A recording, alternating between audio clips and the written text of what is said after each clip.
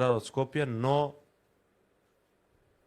не успеа да биде доволно сконцентриран, можам да кажам слободно, во една непријателска атмосфера.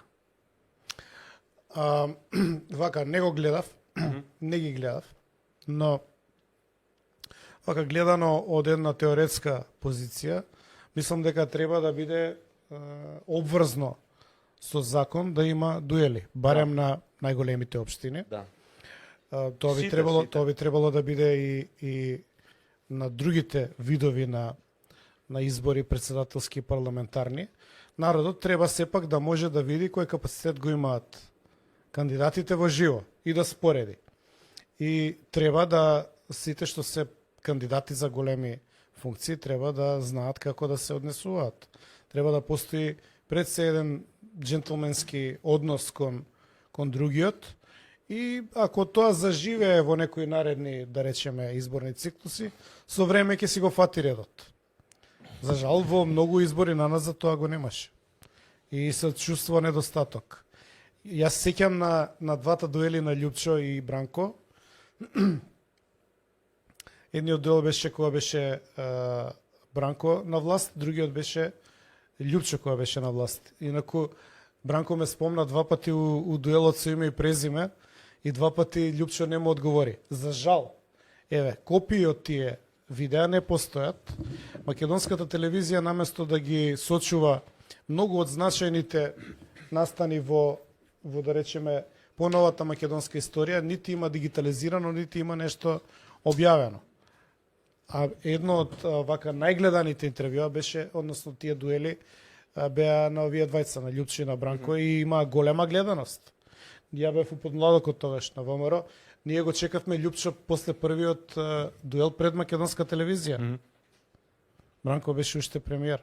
И тоа се интересни времења, имаше одглас, сериозен одглас. Меѓутоа тогаш се посветуваше многу време, односно многу внимание на дуели. Не сакам... Вака само сега бидејќи сакам вака да ги читам. Или у војна со Пасиев. Заради тоа што година и пол он си го направи за себе наративот таков, сега ќе му биде тоа на него проблем. Сега дури да сакал да биде објективен, сега ќе биде проблем. Не си објективен, ти лани збореше вака и вака за нив.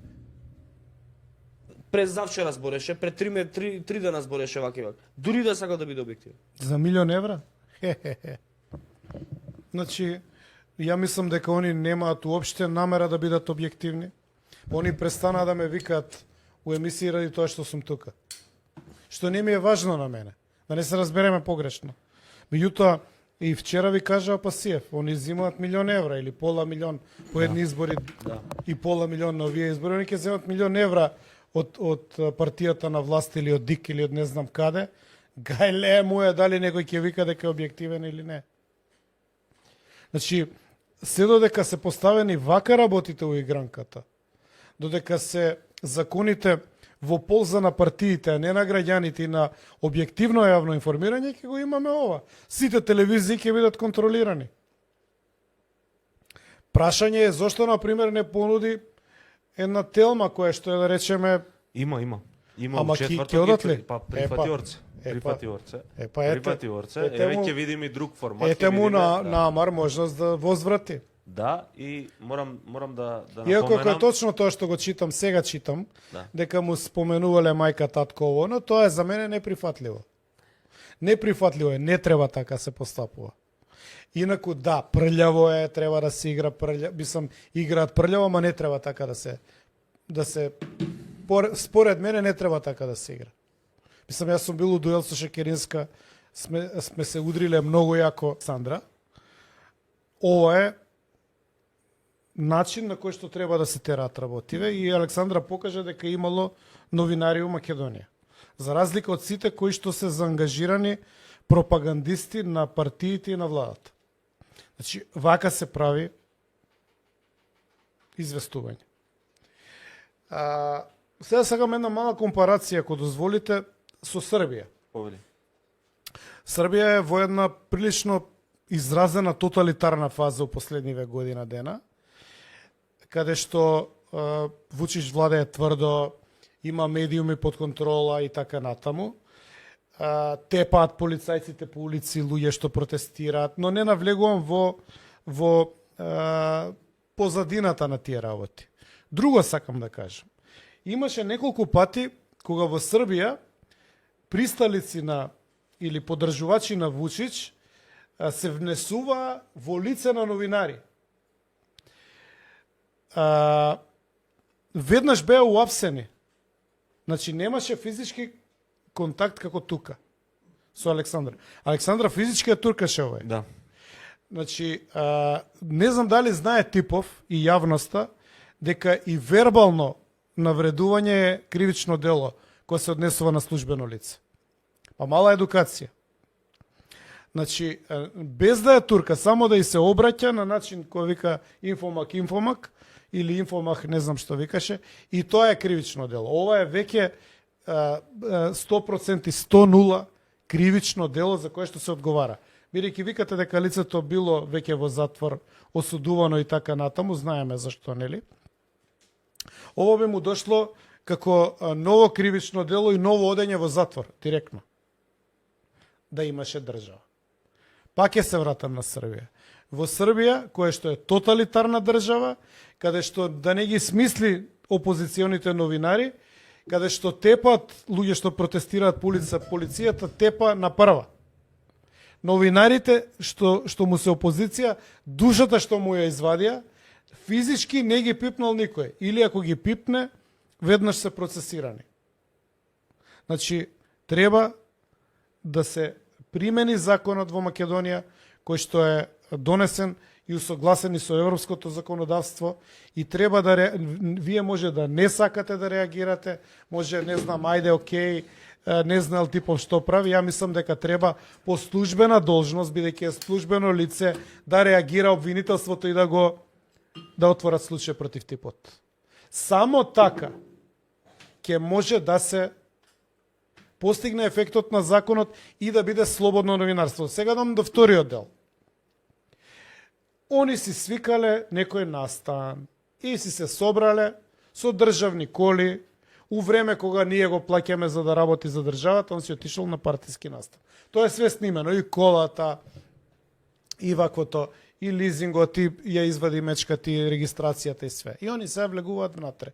Очигледно е дека министерот не е ни едуциран, или се прави дека не е едуциран, дека прави недозволива акција или кривично дело во време кога треба да е на работа и не сме да се меша у кампањата.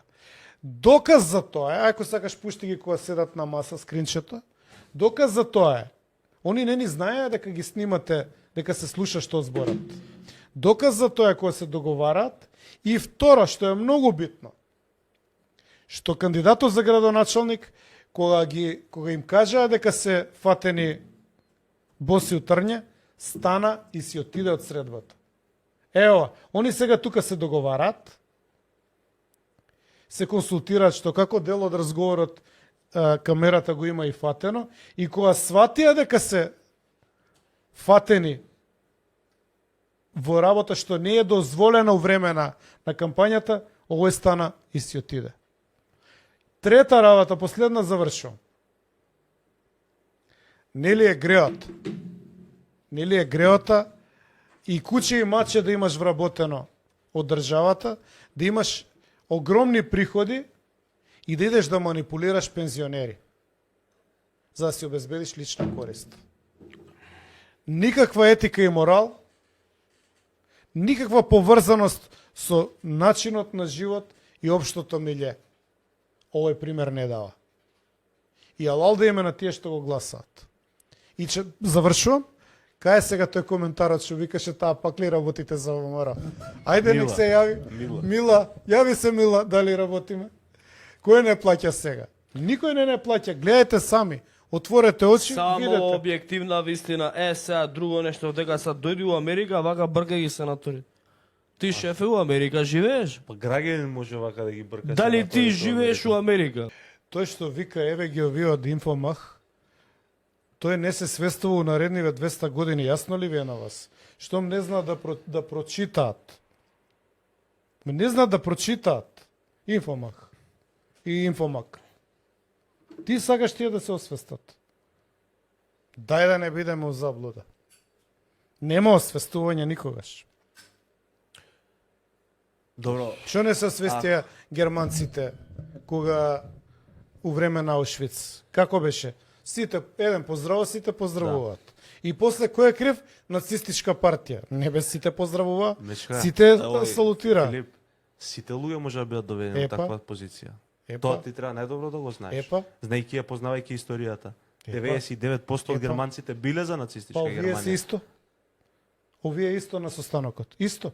Не, ама ова не е моја филозофија или не е моја, како да кажам, перцепција. Ова е состојбата на човековиот дух.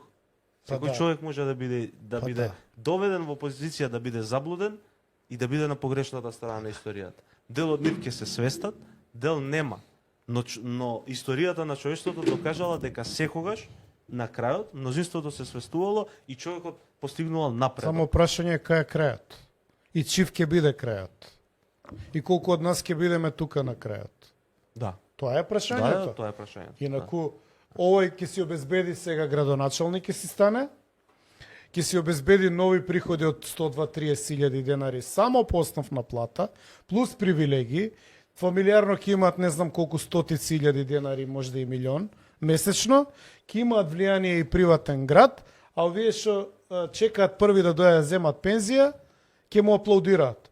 Ако е тоа состојбата на духот, пеким, Тоа е. пеким, Тоа е. Тоа е. терајте. Гласајте си го. Зашто стана избега денеска? Да, Милан, Зашто стана избега?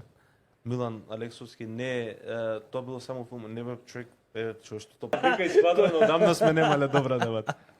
Значи 28 година се караат за конгрес. Тоа сме го збореле, не Да. знам дали се сеќавате. Идејата е на Протогеров окружните комитети и окрузите да направат мини конгреси за да определат делегати. Ванчо Михајлов сваќа дека со демократски избор, ако така се бираат по окрузи, дека Протогеров ќе победи и го убива. Да. И тоа е темното петно кое што ние го преземавме 95-та у Кичева. За кое што не збориме и најголем дел од ВМРО-ќињата или ДПН-ќињата не ни знаат историски. Они само века континуитет, бе, ние сме од античка Македонија до сега ВМРО. А за овие работи немаат поема. Тоа е суштината на владењето во ВМРО. СДСМ има некој друг пат. Меѓутоа, СДСМ си е партија на комунистите од 45-та, партија што представува едноумие, значи изниктатна, родена во едноумие и од 45-та до 50-тите години партија што се пресметува со целата десница и македонското движење у Македонија. Значи партија која што има радикални и крволочни корења и која што има направено злосторства. Сега ја не знам гледачите како ќе реагират и не ме не интересира, меѓутоа историјата е немилосрдна и за левата и за десната страна. И ти одеднаш правиш демократија, прво немаш лустрација како што треба, немаш расчистување со соработници на тајни служби, гледаш дека ти роварат тајните служби, бољи резултат не може, Мичо.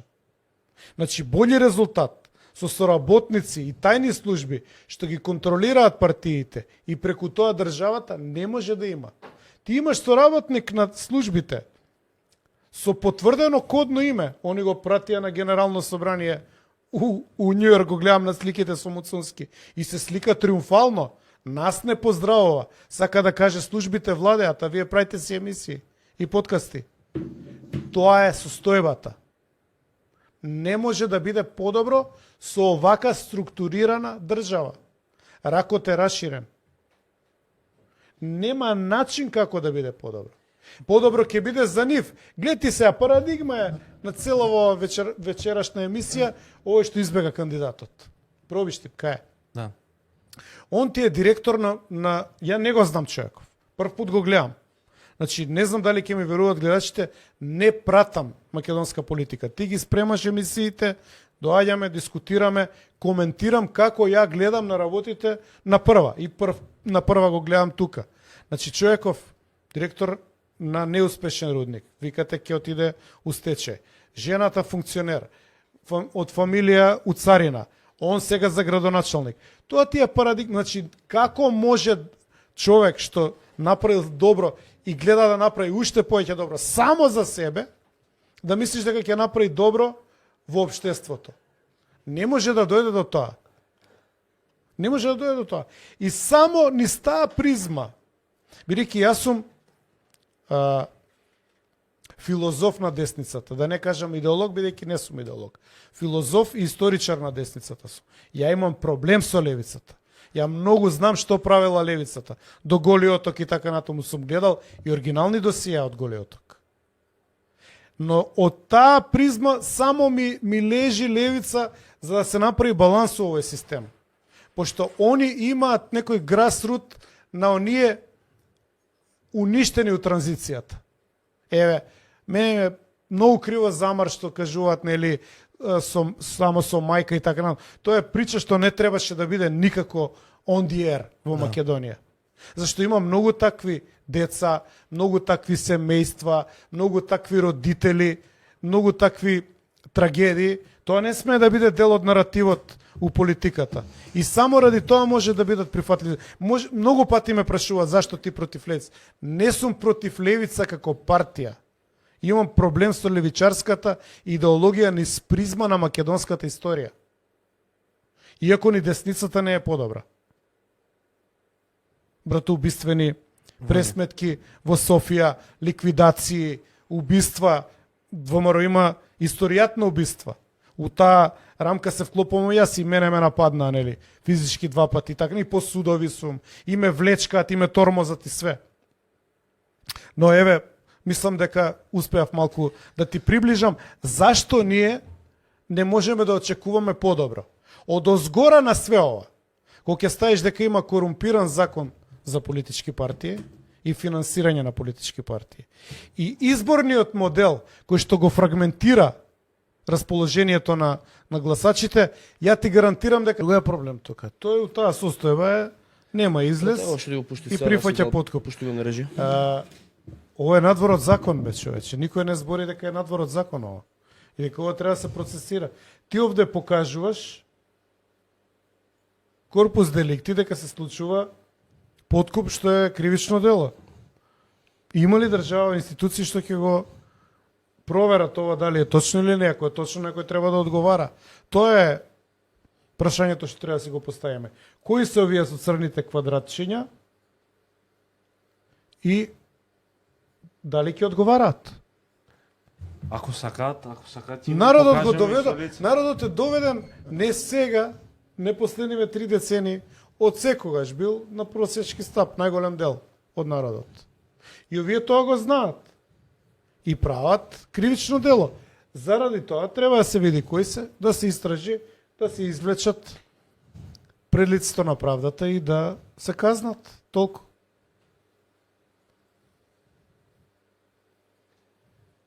Пушти ја фотографијата, режи што ти ја пушти. Има ли и други фотографии? Има, ова е за друго. Не поврзано со ова што до сега го спорев. Ја, професорка, да ја поздравам Јагода Митреска, кој што вели во 21 век си ја поценуваат својата интелигенција за кило месо брашно за својата иднина. Неверојатно многу ниско. Професорка, јас се согласувам со... Последен пат сум бил пред година. Значи, Куманово беше нормален град, ја кога живеев таму пред 30 години. Сега е претворено у Техеран. И тоа не е благодарение ни на тебе, ни на мене.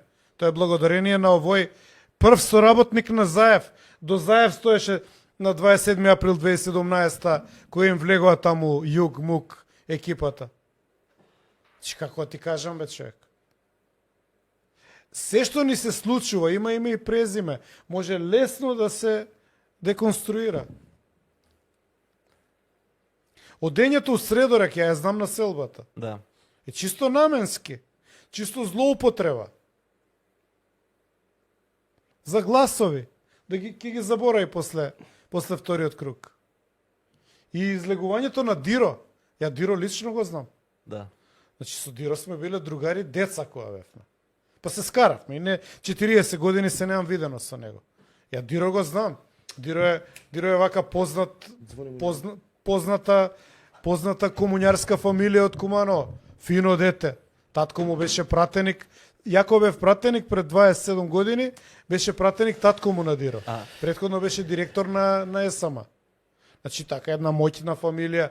Диро е вака раснете у изобилие и така натаму. Али е окей дечко. А овој се гледа дека е онака ко тапкарош, кога ќе ги споредиш. И све што гледаш у Куманово кога отидеш, за само е овој, little guy. Little guy. Не е little, него little guy. Така што стварно се изненадив Диро кога видов дека е втор круг. И мислам дека е апсолутно боле решение кога се работи за судирот на левицата. Пошто ова судир на левица. Да. Куманово ти е единствен град што од 45-та до денеска никогаш немало ВМРО-вец градоначалник и нема ни да има. Мислам, тоа е нормално, знаеш какво е ВМРО таму. Нели ти е бране од таму пратеник, поише не треба ни да се збори. Поентата на све овој на овој разговор кој што го имавме со дечко беше да видите колку е ниско падната македонската политичка сцена, да не сегаш да платиш неколку стотина евра за авторски права за песна која што стана вирална. Филип, без разлика, да, најголемиот дел грот од луѓето му се смеат. Ама името на единствено име кое што одекнуваше ушите на луѓе во изминативе 3-4 недели кампања беше името на Максим Димитриевски. Дали е полошо, дали е подобро, ја верувам у таа приказна дека нема такво нешто како лош маркетинг. Некој шептен може да претераш, ама у глобала добро е да се слуша твоето име. Со тоа видео, со тоа идење таму тоа у Средорек и све што прави, он покажа една работа.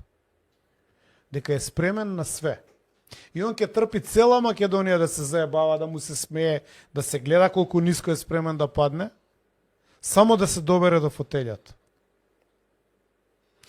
Тоа е, мислам, идеалниот тригер или идеалниот одговор зашто треба да се гласа против него.